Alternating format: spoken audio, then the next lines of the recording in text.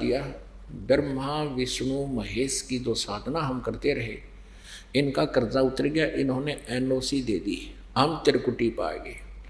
त्रिकुटी पर वहाँ 3 रास्ते हो जाते हैं और मृत्यु के उपरांत सभी प्राणी त्रिकुटी पर ही जाते हैं। वो जो जिस भी इष्ट की, जैसे ब्रह्मा विष्णु महेश की पूजा करने वाले पहले धर्मराज के दरबार में जाना होता है, यहाँ का न्यायाधीश, वो फिर उनका निर्णय करता है किसके पुण्य हैं किसके पाप हैं, कहाँ की इसका पासपोर्ट है, कौन सी देव की पूजा किए हुए। धर्मराज के दरबार में जाने से पहले परमात्मा इस दास के रूप में आपके समक्ष आ जाएगा और आपको गुरु जी दिखेंगे, जैसा भाव आपका ऐसा, ऐसे ही आप पीछे पीछे बोलोगे गुरु जी कहाँ जा रहे हैं कहाँ जा रहे हैं। यानी ज़्यादा अधिक भी हो सकते हैं उस दिन, एकाध भी हो सकता, तो सारे साथ साथ आप गुरु जी के साथ हो लोगे, प्रणाम करोगे, आशीर्वाद लोगे और फिर कहाँ जाना भी, चलो आपका पासपोर्ट बनवाते हैं। तो धर्मराज के दरबार में जाएंगे और वहाँ आपका ओम नाम के जाप की जो कमाई होगी, साधना है, वो इस धर्मराज को यानी काल को, ब्रह्म को दे देंगे, या इसकी पूजा है इसको छोड़ देंगे। फिर ये हमें सभी पापों से मुक्त कर देगा। जो गधे कुत्ते बनाकर हमें तंग करता था ये नहीं करेगा, क्योंकि इसकी सारा अकाउंट क्लियर हो जाएगा और पाप नाश परमात्मा कर देगा। परमात्मा की भक्ति में हमारे पापों का नाश करने की पावर है इस मंत्र में। यहाँ पाप से हम गधे कुत्ते सूअर बनकर कष्ट उठा रहे हैं, लंगड़े लुल्ले बनते हैं, अंधे बन जाते हैं, कैंसर होती है, तो ये पाप का दंड काल हमें दे रहा था। अब ये इसलिए कहता मैं तू सब पापों से मुक्त कर दूंगा, मैं तुझे कोई कष्ट नहीं दूंगा, तो मेरे सत्र की सब पूजाएं मुझे त्याग दे। और फिर एकम शरणम व्रज, फिर उस परमात्मा के शरण में जा सकता है, तुम वहां जाओ उसके पास। तो हम ओम नाम के जाप का जितनी भी भक्ति आपके जीवन काल की है इसको दे देंगे। फिर रहेगी वो तत् सतनाम 2 मंत्र, एक ओम और एक वो गुप्त है, जिन्होंने प्राप्त हो चुका है वो समझते हैं। तो उस तत् मंत्र का जो कोड वर्ड की कमाई जो हमने आपको दिया है, उसकी भक्ति की शक्ति, उसकी धन हम कहाँ देंगे? इस परब्रह्म यानी अक्षर पुरुष जिसके साथ सांख्य ब्रह्मांडों से हमने गुजर कर जाना है, इसके रास्ते का टैक्स देना है, उसकी कमाई हम उसको दे देंगे, वो हमें अलाउड कर देगा अपने लोगों से जाने का। और तीसरा जो सत मंत्र है ये सार नाम है। ये सार नाम आपको सतलोक में प्रवेश प्राप्त करवाएगा, वहाँ स्थायी स्थान दिलवाएगा। बोलो सतगुरुदेव की जय। परमपिता परमात्मा पूर्ण ब्रह्म सारी सृष्टि के रचनहार कबीर देव जी हैं, कबीर साहब हैं। ये परमात्मा, ये परमेश्वर वही हैं जो बनारस में भारतवर्ष की पावन धरती पर काशी शहर में सन 1398 में ज्येष्ठ सुदी पूर्णमासी को एक लहर तारा नामक तालाब में विकसित कमल के फूल पर परमेश्वर एक नवजात शिशु का रूप धारण करके प्रकट हुए थे। अपने सतलोक से, उस मुक्ति धाम से चलकर आए थे, अमर लोक से आए थे, उस सनातन परम धाम से आए थे जहां परमात्मा रहते हैं। वो परमेश्वर प्रत्येक युग में आते हैं, एक ऐसी लीला करते हैं, एक नवजात शिशु का रूप धारण करते हैं, लीलामय तरीके से वो बड़े होते हैं। उस परमेश्वर के परवरिश की लीला कवारी गायों के द्वारा होती है। प्रत्येक युग में परमात्मा का यही प्रमाण है। इसी का वेद साक्षी हैं। पवित्र चारों वेद उस परमेश्वर कबीर देव जी की ही महिमा का गुणगान कर रहे हैं। स्वयं परमेश्वर ने भी कहा था अपनी सच्चिदानंद घन ब्रह्म की वाणी में, अर्थात कबीर वाणी में कहा है कि वेद मेरा भेद है, पर मैं मिलो वेदन से नाही, और जौन वेद से मैं मिलो ये वेद जानते नहीं। परमेश्वर ने बताया था कि चारों वेद मेरी ही महिमा का गुणगान करते हैं, मेरा भेद बता रहे हैं। मेरा ही रहस्य बता रहे हैं। लेकिन इन चारों वेदों में ऋग्वेद, यजुर्वेद, सामवेद और अथर्ववेद में मेरे पाने का तरीका नहीं है, वे ऑफ वर्शिप नहीं है, पूजा का मार्ग नहीं है।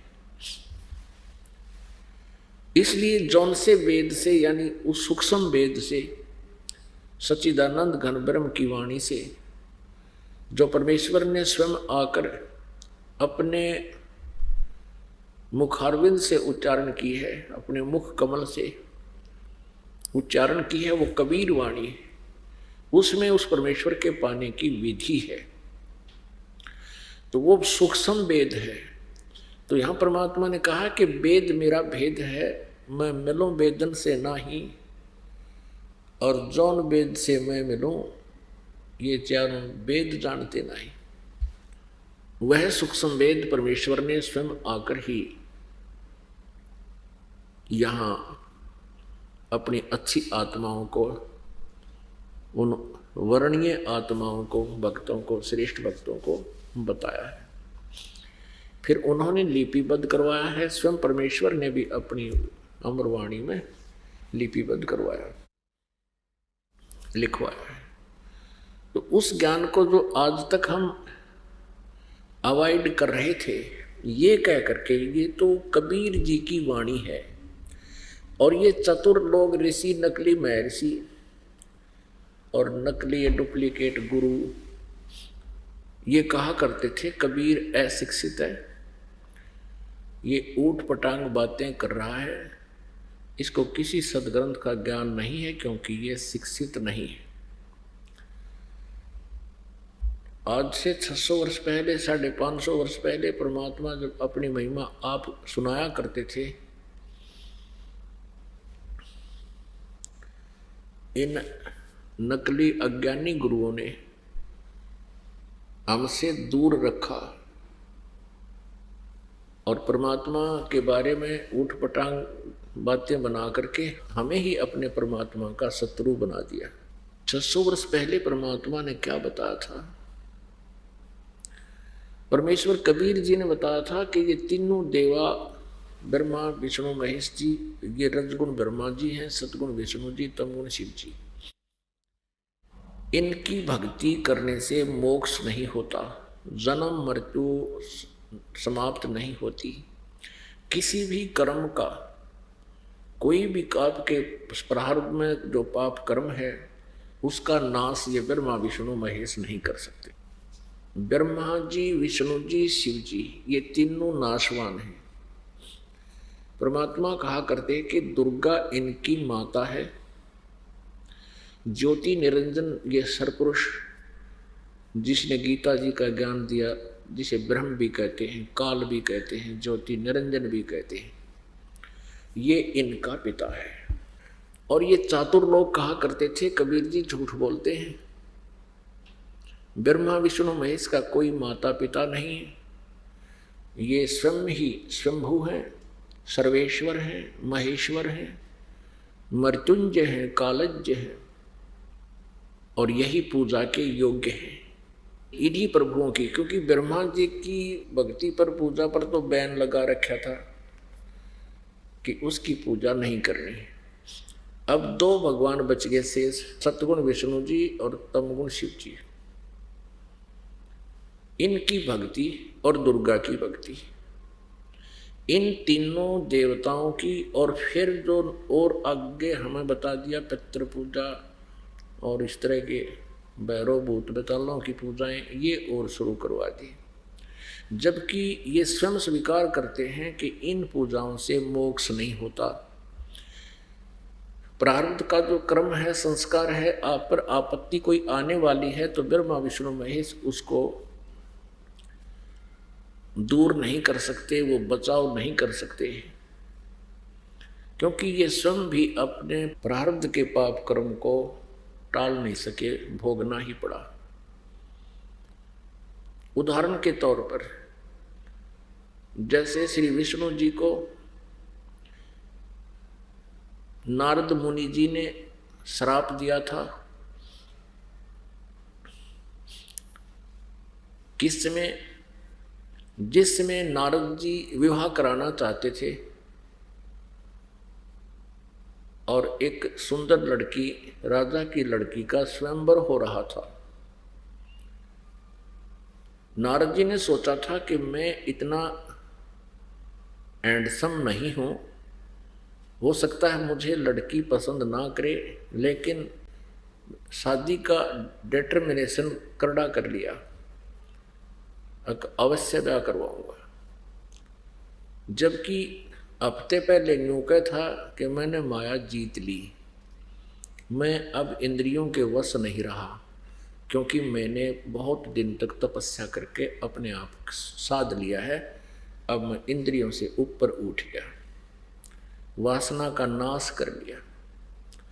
लेकिन फिर क्योंकि काल जो है, इसको ये चिंता बनी रहती है कि यदि ये व्यक्ति, ये प्राणी संतानों उत्पत्ति नहीं करेंगे और वासनाओं को नाश कर लेंगे किसी अभ्यास से, तो फिर मेरा आहार उत्पन्न कैसे होगा? क्योंकि इस ज्योति निरंजन को, इस सर्वपुरुष को, काल भगवान को 1 लाख मानव शरीरधारी प्राणियों के सूक्ष्म शरीर से, इसमें से जो शरीर में से एक सूक्ष्म शरीर में प्राणी होता है निकल जाता है, और सारे जीवन में जो भी ये चटपटे आहार जो भी खाता पीता है उसका भी अंश कुछ सूक्ष्म शरीर में जमा होता है, डिपॉजिट रह जाता है, उसको तपतशिला पर भूनकर खाता है। इसको श्राप लग गया।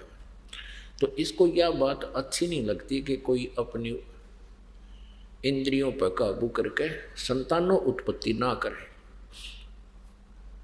इस उद्देश्य से अब नारद मुनि के मन में यह प्रेरणा होगी कि ब्याह करवाऊं, क्योंकि राजा की लड़की का स्वयंवर हो रहा है, पूरा शहर सजा रखा है, स्थान स्थान पर बैंड बाजे बज रहे हैं बड़े सुरीली आवाज में। ये ब्याह के बाजे बहुत कसूते हुए हैं और ये आदमी को विचलित कर डालते हैं। वहाँ के गीत, फिर वहाँ साज बाज देख कर नारद जी के मन में विवाह कराने की प्रबल इच्छा होगी। तो नारद जी ने सोचा भी मैं तो पसंद आऊँगा नहीं, क्योंकि लंबा चौटा और बाकी मुंड मुंडा रखा, क्यों ना भगवान से, श्री विष्णु जी से उनका रूप मांग लूँ, उनका वो बहुत सुंदर हैं। इसी उद्देश्य से एकांत में जाकर भगवान को याद किया। श्री विष्णु जी प्रकट हो गए, कहा क्या चाहते हो मुनि जी? नारद जी ने कहा कि मुझे हरि रूप चाहिए, हरि का रूप चाहिए, आपका रूप चाहिए। हरि माने बंदर भी होता है, संस्कृत में हरि माने बंदर भी होता है। विष्णु जी ने कह दिया तथास्तु। अब नारद जी ने सोचा कि अब तो बहुत सुंदर हो गया, तेरे बराबर तो कोई रहा नहीं, और उसका लग गया बंदर का मुख। अब वो पहुंचा स्वयंवर में, सब देखे जानते यूं के आ गया। तो उसने, नारद जी ने सोचा तेरे तरफ सब देख रहे हैं, इसलिए तो बहुत सुंदर है ना, इसलिए सबकी दृष्टि तेरे पर ही आगे टिकी है, और लड़की ने तो पसंद कर ही लेना हूं। तो जब वो लड़की वरमाला लेकर, क्या प्रोसीजर होता था, एक पंक्ति में, राउंड ऐसे पंक्ति में राजा लोग बैठ जाते थे जो उस लड़की के लिए आते थे विवाह कराने के लिए, और लड़की को स्वतंत्रता होती थी, वो जिसको चाहे उसको चुन लेती थी। स्वयंवर का अर्थ होता स्वयं अपना पति को चुनना। जब वो लड़की नारद मुनि जी के पास से आगे निकल गई तो उसने सोचा ये यूँ के चाड़ा हो गया भाई, ये क्या चक्कर हो गया कि लड़की ने मुझे पसंद नहीं किया। तो उसने सोचा शायद ध्यान ना पड़ा होगा, उठ के पीछे के जाके, आगे खाली चेयर थी वहाँ फिर बैठ गया जच के, और नो कस गया सबसे आगे। अब लड़की ने वो थोड़ा सा बैक हो गई एक कदम और आगे चली गई। नारद जी असमंजस में पड़ गए, चक्कर के पड़ गया। तब किसी उसके साथी ने उसको दर्पण दिखा दिया कि ऋषि जी हम ही यहाँ से उठने वाले हैं तुझे देखकर। तो लड़की ने तो दूर होना ही होना था। अब देखा जब उसने अपना चेहरा कि तो भूत भूंडा मुंह लाग दिया मेरा, तब उसने बिना गिनती की गाड़ दी श्री विष्णु जी को, तेरा नाश हो यो तो सदा छल करता आया है, और तू जैसे आज मैं एक पत्नी स्त्री की वियोग में दुख पा रहा हूँ, एक पूरा जीवन तू स्त्री के अपनी पत्नी की वियोग में बिताएगा, और तेरी रक्षा भी मेरे जैसे मुख वाले ही करेंगे। अब कहने का भाव यह है कि श्री विष्णु जी को यो श्राप लग गया नारद जी का। विष्णु जी ने जन्म लिया इस शापवश राजा दशरथ के घर श्री रामचंद्र के रूप में। युवा हुए, युवा होते ही विवाह हुआ, विवाह होते ही कुछ दिन के बाद वनवास हुआ। वनवास में 2 ही वर्ष के बाद उसकी पत्नी का अपहरण हुआ। फिर बहुत ज़्यादा संघर्ष हुआ, लाखों आदमी, करोड़ों व्यक्ति मर गए युद्ध में। रावण के साथ युद्ध किया तो उसको छुटा कर लाए। अग्नि परीक्षा लेकर श्री रामचंद्र जी ने श्री सीता जी को स्वीकार किया था। अग्नि में जलाने के लिए पठा दिया था कि यदि तू जल गई तो तू कलंकित है, नहीं जली तो मैं स्वीकार करूंगा। ऐसा ही किया और सीता जी नहीं जली। एक पाक साप जानकर सैकड़ों हजारों की संख्या में उपस्थित व्यक्तियों के सामने ये परीक्षा लेकर के श्री रामचंद्र जी सीता जी को घर लाए। फिर कुछ दिनों के बाद एक धोबी के व्यंग से सीता जी को घर से निकाल दिया, जिसमें वो गर्भवती थी। उसके गर्भ में लव नामक पुत्र था। आजीवन सीता और श्री रामचंद्र जी का मिलाप पुनः नहीं हुआ। पुण्यात्मा रामचंद्र जी कितने अच्छे राजा हों, कितने नेक व्यक्ति रहे हों, चाहे वो 3 लोक के भगवान भी रहे हों, जिस व्यक्ति की पत्नी बच्चे कहीं और वो कहीं, वो सपने में सुखी नहीं हो सकता। उसको रह रहकर वो कसक दुखी करती रहती है। तो इस प्रकार पूरा जीवन श्री नारद जी के शापवश अपनी पत्नी के वियोग में श्री रामचंद्र जी ने व्यतीत करना पड़ा। अर्थात श्री विष्णु जी उर्फ श्री रामचंद्र जी अपने भी पाप को, अपने भी श्राप को नहीं नाश कर सके तो औरों का ये कैसे कर सकते हैं? साधकों का पाप नाश, श्राप नाश कैसे करते हैं? अभिशाप को हो चाहे श्राप को हो, फिर प्रारब्ध कर्म ही होते हैं। ये जो श्राप वश भी जो भोगना होता है, ये प्रारब्ध कर्मों में भी आता है, क्योंकि पूर्व के जो श्राप होते हैं वो प्रारब्ध में लिखे जाते हैं। फिर श्री रामचंद्र रूप में जब श्रीलंका पर युद्ध करना था, बाली को धोखा देकर मारा था एक वृक्ष की ओट लेकर, क्योंकि जो सुग्रीव का भाई था बाली, उसमें एक ऐसी सिद्धि शक्ति थी कि आमने सामने जो युद्ध करता था सामने वाला, उसकी आधी पावर अपने अंदर खींच लेता था, शत्रु कमजोर पड़ जाता था। श्री रामचंद्र जी ने पहले तो आमने सामने युद्ध करने की चेष्टा की, लेकिन देखा कि ये तो बात बिगड़ेगी, तो वृक्ष की ओट लेकर तब तीर मारने शुरू किए, बाली का वध किया। तो बाली ने कहा कि तू सूरवीर था तो सामने आता, और जो तूने मेरे साथ धोखा करके मुझे मारा है, क्योंकि युद्ध में आमने सामने ही लड़ने वाला चाहे वीर गति को प्राप्त होता है तो स्वर्ग जाता है, नहीं तो उसको कष्ट भोगना पड़ता है। तो आपने मेरे साथ धोखा किया है, तो जिस कारण से आपने ये दंड भोगना पड़ेगा, इसका बदला देना पड़ेगा। वही tit for tat Shri Vishnu ji Shri Krishna ji रूप में देवकी जी के गर्भ से जन्मे, और अंत समय में उनके पैर में श्री कृष्ण जी उर्फ विष्णु जी के पैर में एक शिकारी ने विषाक्त तीर मारा, जिससे श्री कृष्ण जी का वध हुआ। अपनात्मा दुर्वासा जी ने श्राप दिया था कि यादव कुल का विनाश होएगा। और वैसा ही हुआ। श्री कृष्ण जी अपने विनाश को नहीं बचा सके, अपने कुल को भी नहीं बचा सके और पूरे यादव कुल का विनाश हो गया। आपस में लड़कर मर गए। तो पुण्यात्माओं, परमात्मा परमेश्वर कबीर जी कहते हैं, तुम कौन राम का जपते जापम और ताता कटे ना तुम्हारे तीनों तापम।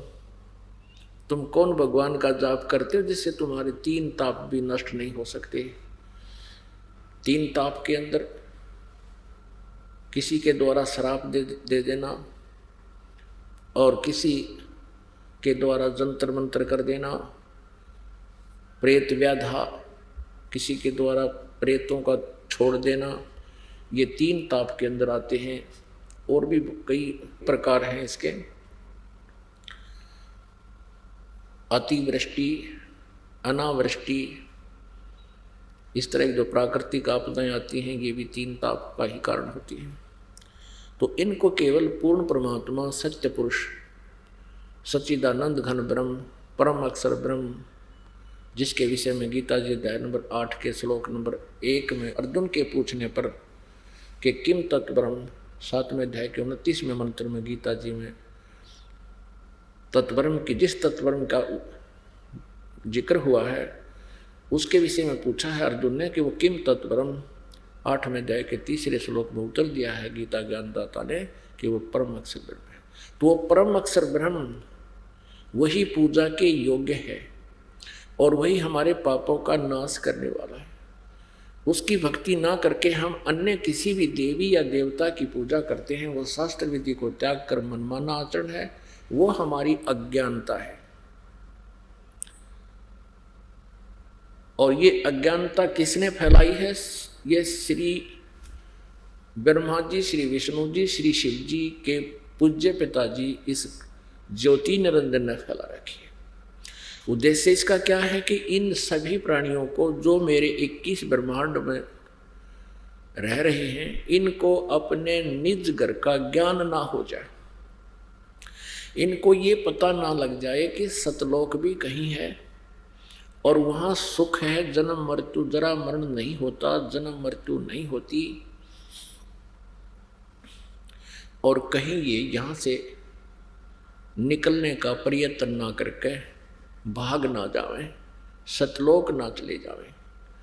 इसलिए इसने सभी को मिसगाइड कर रखा है, भ्रमित कर रखा है और भैरव भूत बैतालों तक सीमित करवा दिया।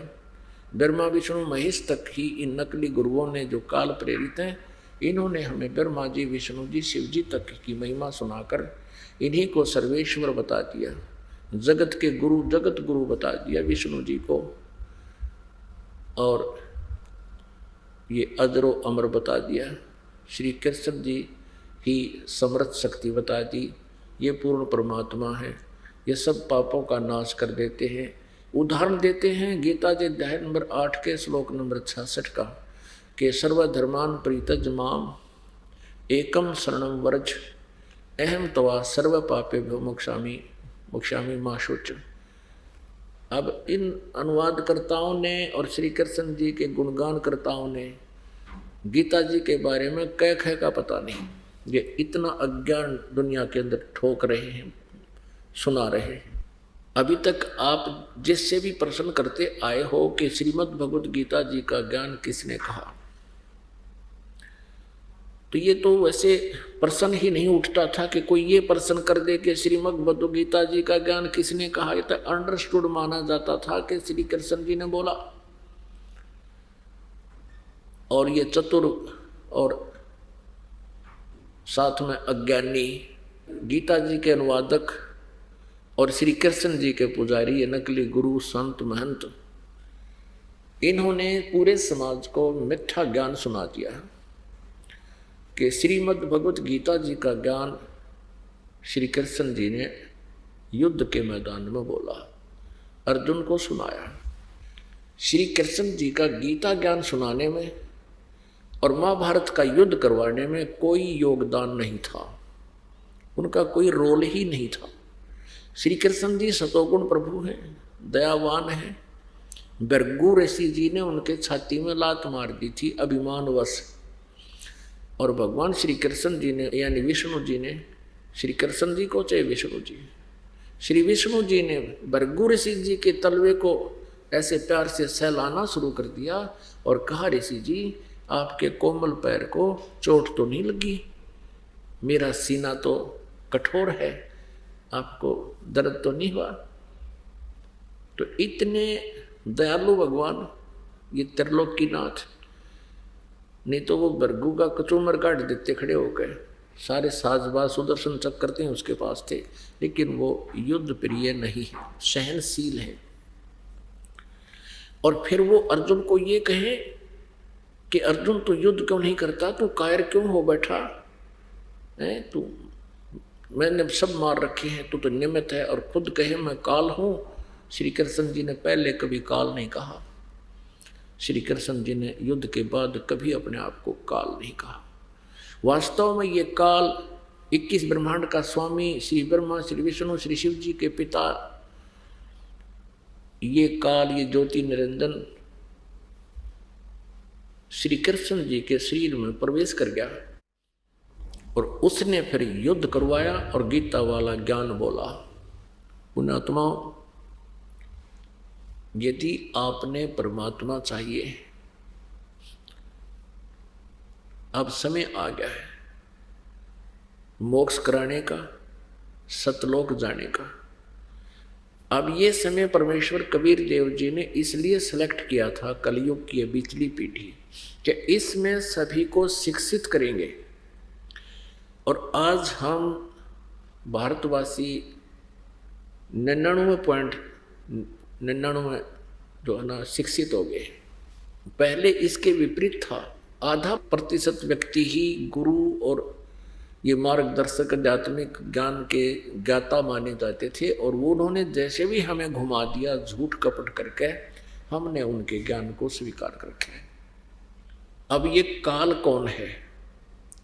गीता जी अध्याय नंबर 18 के श्लोक नंबर 66 में ये बोल कौन रहा है? वो कहता है कि सर्वधर्मान प्रीतज माम एकम शरणम व्रज।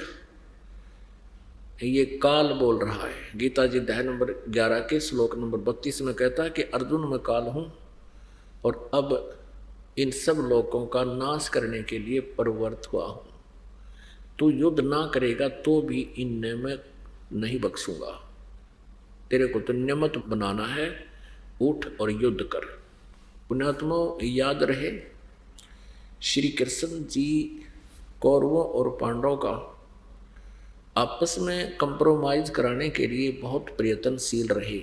इतिहास बताते हैं, महाभारत बताता है, पवित्र महाभारत सदग्रंथ में ऐसा प्रमाण है।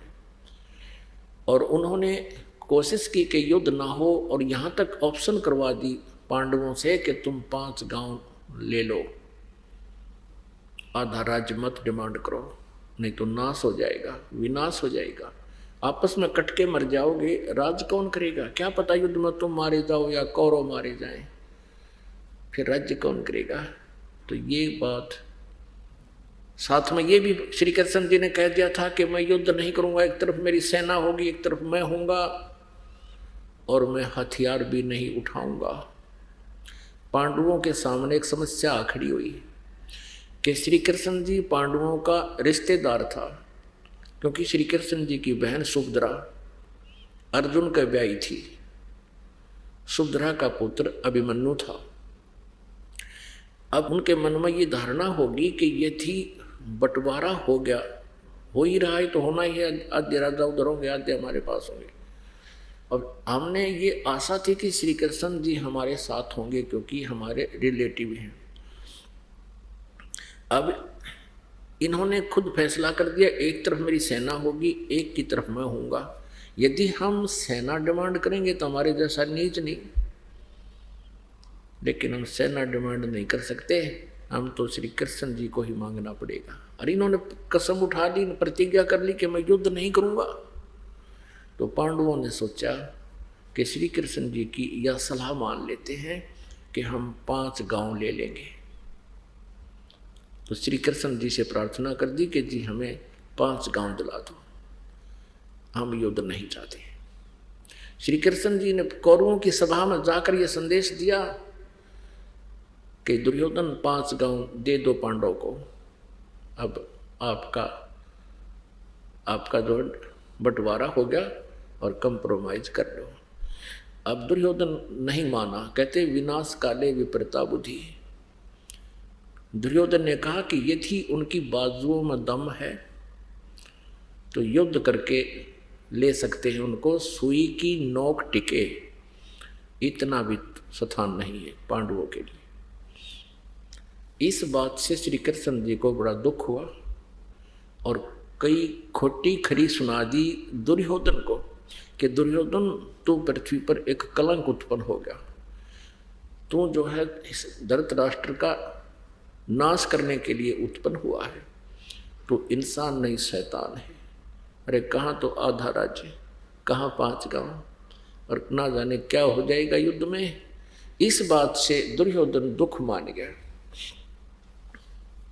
कि पांडवों का रिश्तेदार होकर हमारे को जलील कर रहा है। उसने अपने योद्धाओं से कहा कि इसको कैद कर लो, कृष्ण को कैद कर लो, डाल दो जेल में। पहले यहीं से शुरू होता है। तो श्री कृष्ण जी ने अपना विराट रूप दिखाया, महाभारत प्रमाण है, प्रत्यक्ष वो उसका साक्षी है। श्री कृष्ण जी ने अपना विराट रूप दिखाया जिससे कौरवों की सभा में उपस्थित लोग उनके उस तेज को सहन नहीं कर सके। एक बार देखा सब घबरा गए, कोई इधर बढ़ गया, कोई इधर बढ़ गया। श्री कृष्ण जी वहां से निकल आए तो पुण्यात्मा युद्ध की तैयारी होगी। आमने सामने सेना इकट्ठी होने लगी, कुछ इकट्ठी हो चुकी थी, कुछ आ रही थी, क्योंकि दूर देशों से आना था, सभी ने सैनिक आने थे। अर्जुन ने कहा कि भगवान श्री कृष्ण जी को, क्योंकि उनके रथवान थे, सारथी थे, मेरे रथ को दोनों सेनाओं के बीच में खड़ा कर दो, मैं देख लूँ मैंने किसके साथ युद्ध करना है, मेरे सामने टिकने वाला कौन योद्धा है। अब जो ही रथ दोनों सेनाओं के बीच में पहुंचा, अर्जुन ने देखा सामने कौरवों की सेना की तरफ, उसमें कौरवों के लड़के यानी अपने चचेरे भाइयों के बेटे बेटियों के दामाद रिश्तेदार रिलेटिव आमने सामने खड़े हैं। तो अर्जुन ने सोचा कल तक तो इन छोटे छोटे बच्चों को, दुर्योधन और दुशासन के बच्चों को हम सीने से लगाए घुमा करते थे, क्योंकि एक ही दादा की संतान, चाचे ताऊ में घना अंतर नहीं होता। लेकिन ये नीच लोभ ने जुल्म करवा दिया है। तो उस समय अर्जुन के मन में एक साधु भाव उत्पन्न हो गया कि इन मासूमों को मारकर हम फिर राज करेंगे, हम तो एक विष खाएंगे अगर इनकी हत्याएं करेंगे तो, और फिर राज करेंगे। तो यहाँ तक फैसला ले लिया कि हम युद्ध नहीं करेंगे। अब यहाँ श्री कृष्ण जी का रोल खत्म हो गया। अब काल को पता था, ज्योति निरंजन को पता था कि श्री कृष्ण जी युद्ध नहीं होने देंगे, ये तो पहले इसके विरोधी थे। और अब अर्जुन ने बोल दिया है कि मैं युद्ध नहीं करूंगा, हम भिक्षा का अन्न खाकर भी गुजारा कर लेंगे, मैं ये युद्ध नहीं करूंगा। ये फाइनल फैसला है। अर्जुन ने यहां तक कह दिया कि ये सामने खड़े हुए कौरव और मुझ नी हत्थे को उसने बाण डाल दिए, धनुष डाल दिया नीचे कि मुझे नी हत्थे को भी ये मार दे, मैं खड़ा हूं, मेरी मौत हो जाए, ये युद्ध टल जाए। अर्जुन की मृत्यु होने के बाद पांडवों के पास कोई विकल्प नहीं था कि वो युद्ध कर ले। यहाँ तक निर्णय ले लिया, लेकिन काल ने सोचा बात बिगड़गी, युद्ध टल जाएगा। उसी समय श्री कृष्ण जी के शरीर में प्रेतवत प्रवेश कर गया ये ज्योति निरंजन ब्रह्म। पुण्यात्मा यह थोड़ा सा प्रमाण देते हैं वो कैसे धोखा करता है, कैसे प्रवेश करता है। गीता जी अध्याय नंबर 4 के श्लोक नंबर 5 और 9 में गीता ज्ञानदाता ये ब्रह्म है, ये काल है। ये कहता है कि अर्जुन तेरे और मेरे बहुत जन्म हो चुके हैं, तू नहीं जानता। 9वें श्लोक में चौथे अध्याय के में कहा है कि अर्जुन मेरे जन्म और कर्म अलौकिक हैं। वो कर्म कैसे अलौकिक है, अभी आपको प्रमाण दिखाते हैं श्री विष्णु पुराण में। ये काल क्या करता है, छल कैसे करता है, ये इस ज्योति निरंजन काल ने, ब्रह्म ने, सर्वपुरुष ने एक ब्रह्मांड के ऊपर शिखर में सबसे टॉप मोस्ट प्लेस पर 3 स्थान बना रखे हैं। एक रजोगुण प्रधान क्षेत्र, एक तमोगुण प्रधान क्षेत्र, एक सतोगुण प्रधान क्षेत्र। इसकी पत्नी दुर्गा है, ज्योति निरंजन की।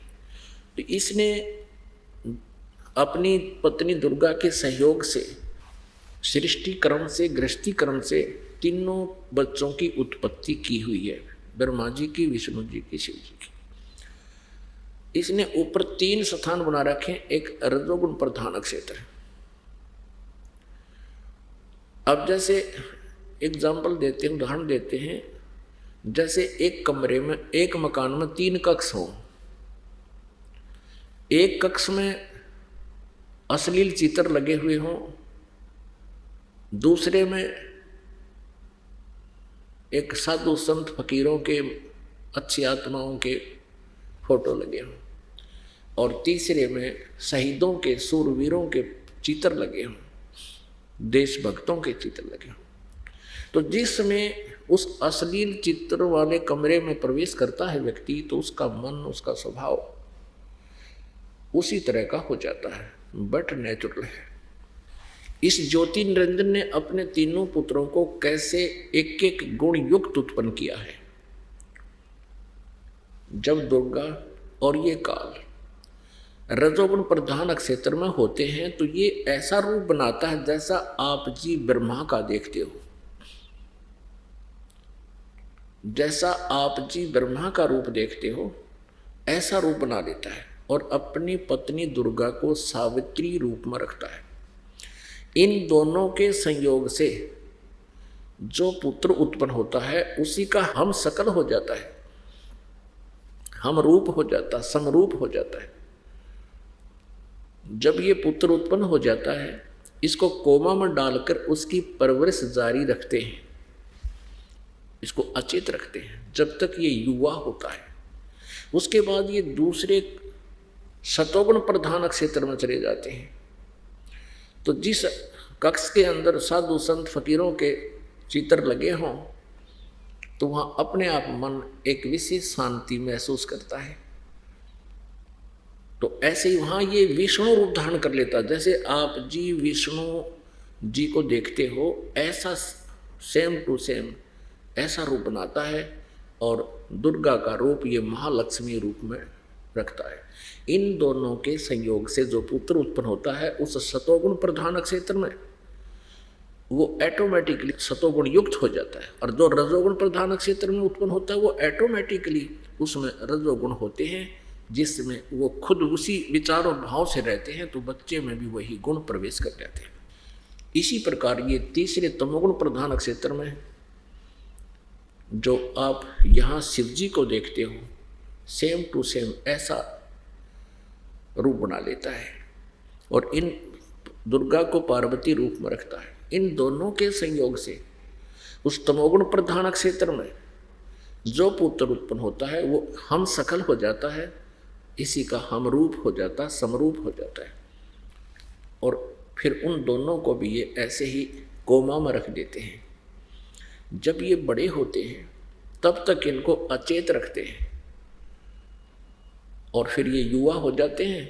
ब्रह्मा को कमल के फूल पर, विष्णु को शेषनाग की सैया पर रखकर, और शिव जी को कैलाश पर्वत पर, इन तीनों को सचेत कर देते हैं, फिर इकट्ठा कर देते हैं। फिर इनको आदेश दे करके अपना ये 3 लोक का इनको मुखिया बना देते, एक एक विभाग का। 3 लोक कौन कौन से? पृथ्वी, नीचे पाताल और ऊपर स्वर्ग। इन 3 लोकों में ये एक एक विभाग के स्वामी प्रभु बन जाते हैं।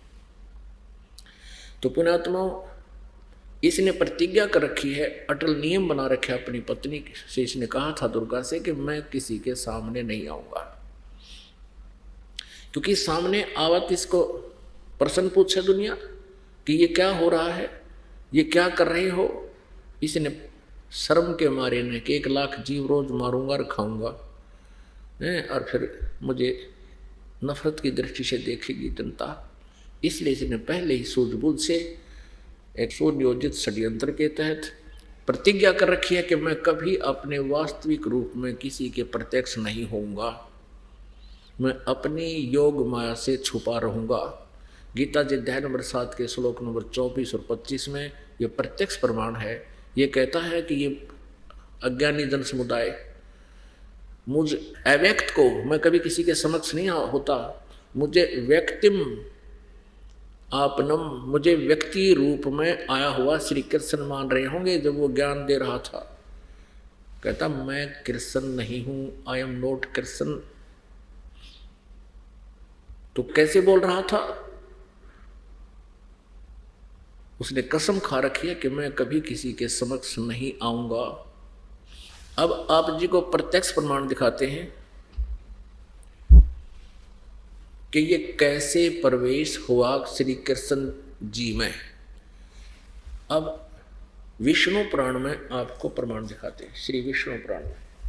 अब देखिएगा श्री विष्णु पुराण, ये गीता प्रेस गोरखपुर से प्रकाशित है, सचित्र हिंदी अनुवाद सहित है। अनुवादक हैं श्री मुनीलाल गुप्त और गीता प्रेस गोरखपुर से प्रकाशित है। ये देखिएगा चतुर्थ अंश और 233 पृष्ठ, 233 पृष्ठ, चतुर्थ अंश अध्याय नंबर 2, चतुर्थ अंश का अध्याय नंबर 2, यानी दूसरा अध्याय यहाँ से प्रारंभ होता है। और हम यहाँ पढ़ेंगे इसको, इसके 22 श्लोक से शुरू करते हैं। 22वें श्लोक से।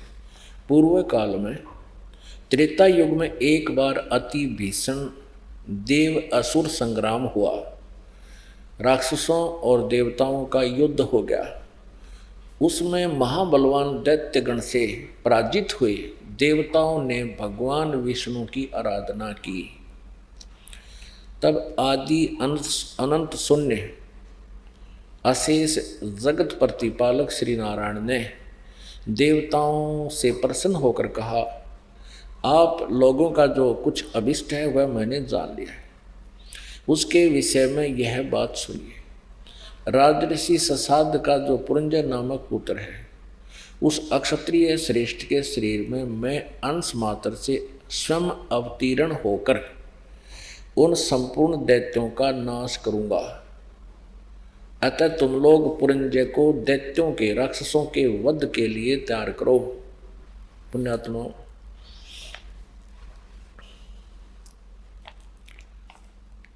अब ये कैसी लीला करता है ये काल, कैसे धोखा देता है।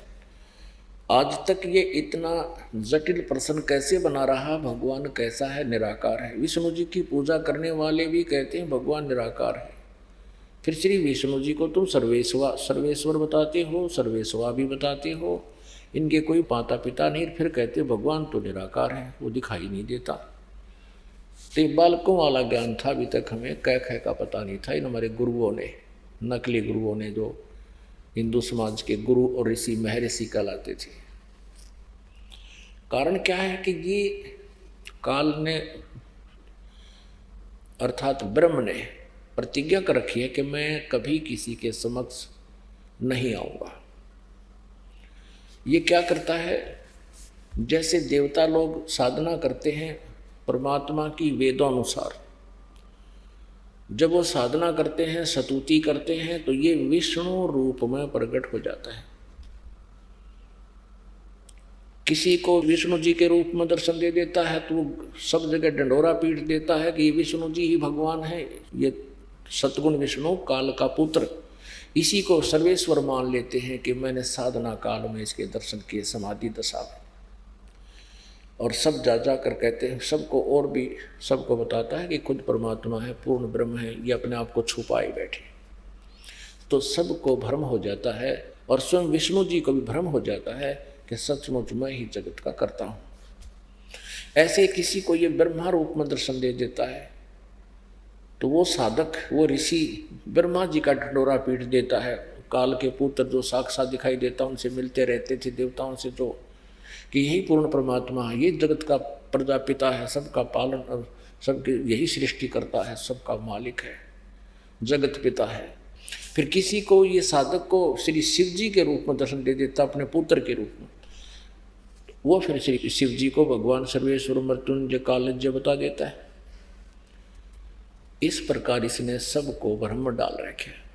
अब इन्होंने स्तुति की विष्णु जी की, किन्होंने, देवताओं ने। ये राक्षसों से हार गए थे, भाग गए थे, कहीं छुप गए थे, और विष्णु जी की स्तुति की तो ये काल पहुंच गया श्री विष्णु रूप धारण करके, ये ब्रह्म पहुंच गया।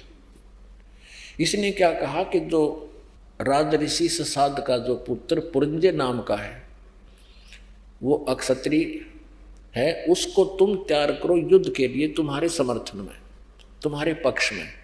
फिर मैं उस पुरंजय के शरीर में भूत की तरह प्रवेश करूंगा, जैसे श्री कृष्ण में प्रवेश कर गया। और ऐसा ही हुआ, उसमें प्रवेश हो गया, दैत्यों का नाश कर दिया।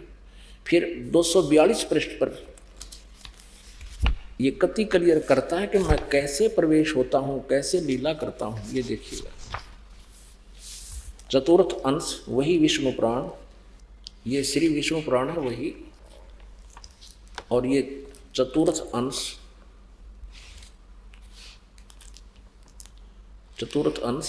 और तीसरा अध्याय श्री विष्णु पुराण, और 242 पृष्ठ पे हम नीचे पढ़ेंगे। यहाँ देखिए तीसरा अध्याय। पूर्व काल में रसातल में मौने नामक 6 करोड़ गंधर्व रहते थे। उन्होंने समस्त नाग कुल के प्रधान रतन और अधिकार छीन लिए थे। गंधर्वों के पराक्रम से अपमानित उन नागेश्वरों द्वारा स्तुति किए जाने पर उसके श्रवण करने से जिनकी विकसित कमल सदृश आंखें खुल गई हैं, निंद्रा के अंत में जागे हुए उन जलसाई भगवान सर्वदेवेश्वर को प्रणाम करके उनसे नागगण ने कहा, भगवान, इन गंधर्वों से उत्पन्न हुआ हमारा भय किस प्रकार शांत हो। तब आदि अनंत रहित भगवान पुरुषोत्तम ने कहा, योनासव के पुत्र, योनासव का जो पुत्र मानधाता है और मानदाता का जो यह पुरकुत्स नामक पुत्र है, उसमें प्रविष्ट होकर मैं, उसमें प्रवेश करके भूत की तरफ प्रवेश करके, जो पुरकुत्स नामक पुत्र है उसमें प्रविष्ट होकर मैं उन दुष्ट, संपूर्ण दुष्ट गंधर्वों का नाश कर दूंगा। कति कंसेप्ट क्लियर हो गया।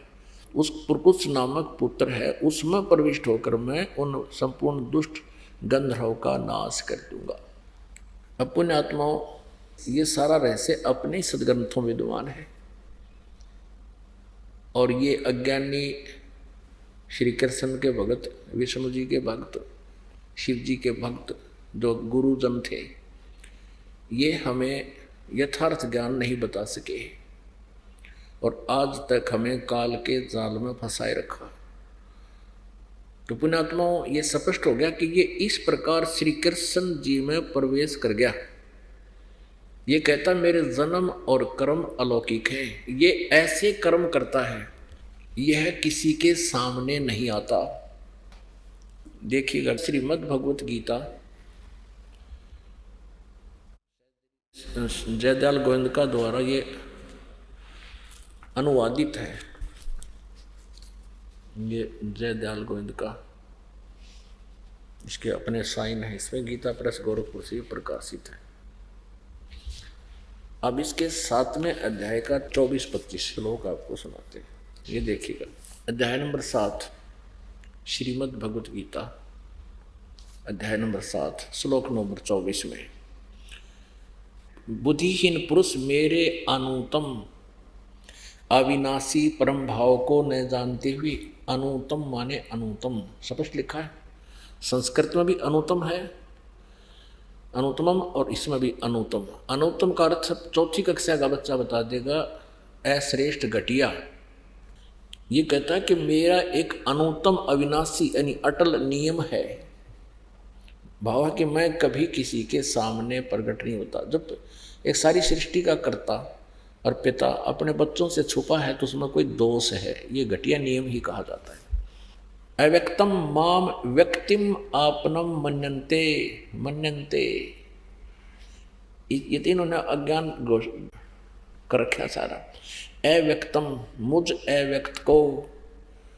अव्यक्त को ये व्यक्ति भाव प्राप्त हुआ मानते हैं, मुझे ये कृष्ण मान रहे हैं, आई एम नॉट कृष्ण। अब 25 में क्या कहा है, देख 7वें अध्याय का 25वां श्लोक, अपनी योग माया से मैं छिपा हुआ, मैं सबके प्रत्यक्ष नहीं होता, इसलिए यह अज्ञानी जन समुदाय मुझ जन्म रहित अविनाशी परमेश्वर को नहीं जानता।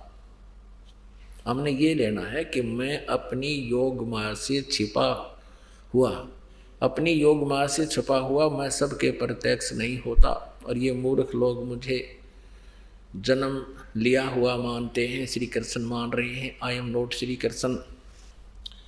आपको और एक प्रत्यक्ष प्रमाण देते हैं कि श्री कृष्ण जी ने गीता जी का बिल्कुल ज्ञान नहीं था, उन्होंने गीता जी का ज्ञान नहीं बोला। महाभारत में एक प्रमाण आता है कि जिसमें कौरव पांडवों का युद्ध अंत हुआ, कौरवों का नाश हो गया, पांडवों को राज्य प्राप्त हो गया, तो उसमें अर्जुन ने श्री कृष्ण जी से कहा कि भगवान आप द्वारका जाने वाले हो, हमें कुछ शिक्षा देकर जाओ, हम आपके शिष्य हैं, आप हमारे गुरु हैं, एक सत्संग करके जाओ और इस सत्संग में वो ज्ञान बताना जो आपने युद्ध के समय गीता जी के रूप में दिया था, और मैं भूल गया हूँ उस ज्ञान को युद्ध के कारण। श्री कृष्ण जी क्या कहते हैं कि अर्जुन तू बड़ा ही श्रद्धाहीन है, तेरी बुद्धि अच्छी नहीं है, तूने उस निर्मल ज्ञान को याद क्यों नहीं रखा। स्वयं श्री कृष्ण जी कहते हैं कि अब मुझे वो पूरा समरण होना संभव जान नहीं पड़ता, उस समय तो मैंने योग युक्त होकर उस परमात्म तत्व का ज्ञान दिया था, परमात्म तत्व का। अब कोई पूछने वाला हो कि श्री कृष्ण जी युद्ध के समय भयंकर समय में चारों तरफ सेना खड़ी है, 1 मिनट में विनाश होने वाला है, और वहाँ तो योग युक्त हो गए। योग युक्त माने समाधिस्थ हो जाना, परमात्मा से कनेक्शन करके कहता है, फिर बोला मैंने।